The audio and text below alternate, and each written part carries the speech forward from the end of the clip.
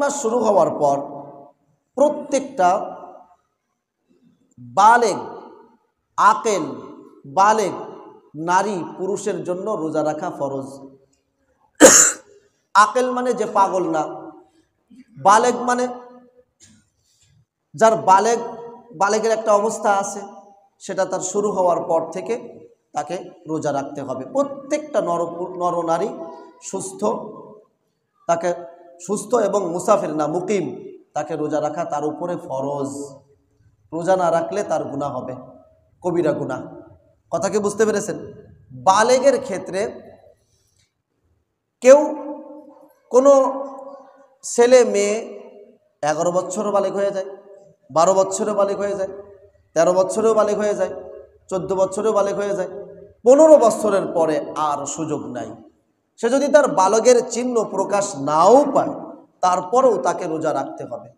হাদিস শরীফে আছে 10 বছর বয়স থেকে পিটাইয়ে হলেও রোজা রাখাতে হবে, 10 বছর বয়স থেকে। তবে তার উপরে ফরজ না, পিটাইয়ে হলো যাতে অভ্যস্ত হয়। কথাকে বুঝতে পেরেছেন? সাহরের মাসালা, সাহরি খাওয়াটা এটা সুন্নত। সাহরি খাওয়া, এই সাহরি খাওয়ার কারণে কেউ যদি সাহরি খেতে না পারে তার রোজা হবে না বা রোজা রাখা যাবে না, এমন কোনো বিষয় নাই। সাহরি খাক বা না খাক, রোজা তার উপরে ফরজ অবশ্যই। সবেহ সাদেক থেকে সূর্য অস্ত যাওয়া পর্যন্ত তার উপরে রোজা রাখতে হবে। সাহরি একটা আলাদা ইবাদত, একটা আলাদা সুন্নত। শেষ রাতে সাহরি খেতে হবে, শেষ রাতে, একবার সবেহ সাদেকের আগ পর্যন্ত।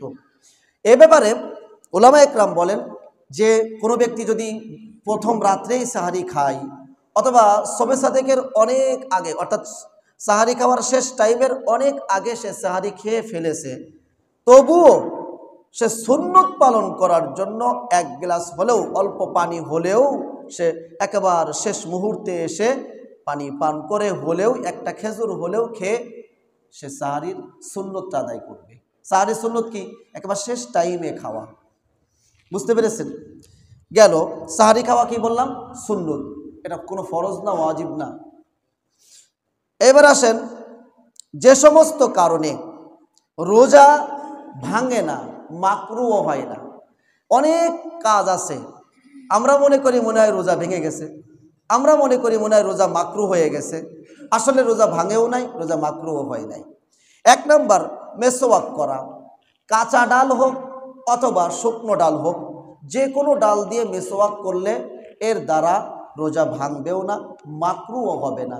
তবে একটা বিষয় আমাদের স্মরণ রাখতে হবে, যদি একান্ত কাঁচা ডাল হয়, কাঁচা, আর সেই কাঁচা ডালের যে রসটা, এটা যেন আমাদের গলার হলকম অর্থাৎ গলার ভিতরে না যায়, এই লক্ষ্য রাখতে হবে। দেখা গেল নিমের ডাল দিয়ে আপনি, একেবারে কাঁচা ডাল দিয়ে এখনই গাছ থেকে পেড়ে আপনি মেসওয়াক করতেছেন, তো সেই মেসওয়াক করার ক্ষেত্রে আপনার ওই ডালের যে রস, সেটা গলার ভিতরে চলে গেলে আপনার রোজা ভেঙে যাবে। খুব খেয়াল করবেন এটা। শরীরে, সমস্ত শরীরে, মাথায়, গোপে, দাড়িতে যদি কোনো ব্যক্তি তেল লাগায়, এর দ্বারা রোজা ভাঙবেও না, মাকরুও হবে না, কিচ্ছু হবে না। চোখে যদি কোনো ব্যক্তি সুরমা লাগায় অথবা চোখে ঔষধ দেয়, এর দ্বারা আপনার রোজার কিছুই হবে না, রোজা যেভাবে আছে সেভাবে থাকবে। যদি কোনো ব্যক্তি আতর ব্যবহার করে, তাহলে তার রোজা ভাঙবেও না, মাকরুও হবে না, কিছুই হবে না। খুব খেয়াল করেন, একটা ভুলবশত যদি কোনো ব্যক্তি পানাহার করে, খায় অথবা পান করে অথবা স্ত্রীর সাথে তার সহবাস করে, এরকম যদি কোনো ব্যক্তি ভুলে করে ফেলে, তাহলে রোজার কিচ্ছু হবে না। ভুলে যদি কোনো ব্যক্তি করে, তাহলে রোজার কিছুই হবে না।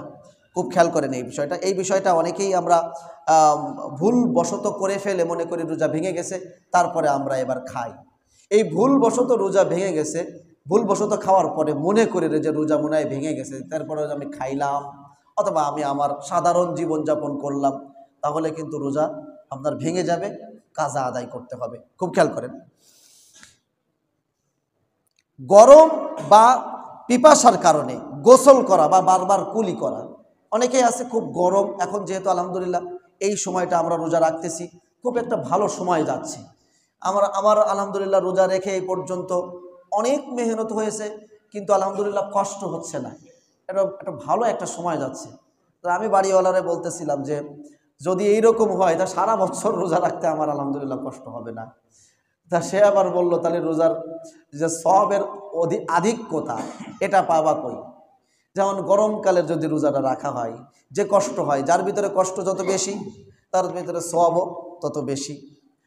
আমরা এখন রোজা রাখতেছি, তো গরমকালে রোজা রাখলে যেমন একটা কষ্ট হতো এমনকি তেমন কষ্ট হচ্ছে, সবার স্বাভাবিক মনে হচ্ছে আলহামদুলিল্লাহ। যাক, তো গরম অথবা পিপাসার কারণে যদি কোনো ব্যক্তি বারবার গোসল করে অথবা বারবার কুলি করে, তাহলে তার রোজার কোনো ক্ষতি হবে না, কিচ্ছু হবে না। অনিচ্ছাবশত, খুব খেয়াল করেন, অনিচ্ছাবশত গলার ভিতরে ধুলাবালি, ধোয়া বা মাছি মশা অনিচ্ছাবশত প্রবেশ করেছে, তাহলে আপনার রোজার কিছুই হবে না। কানে পানি দেয়া, অনিচ্ছাবশত কানে যে পানি দেয়া বা অনিচ্ছাবশত যদি কানের ভিতরে পানি চলে যায় তাহলে রোজা ভাঙে না। তবে ইচ্ছাকৃত দিলে, ইচ্ছাকৃত যদি এটা করেন, সতর্কতাবশত একটা কাজা আদায় করে দিতে হবে। ইচ্ছাকৃত আপনি পানের মধ্যে পানি দিলেন, তাহলে হতে পারে আপনার রোজা ভেঙে যাবে। এই জন্য সতর্কতাবশত আপনার কাজা আদায় করে দিতে হবে, একটা কাজা আদায়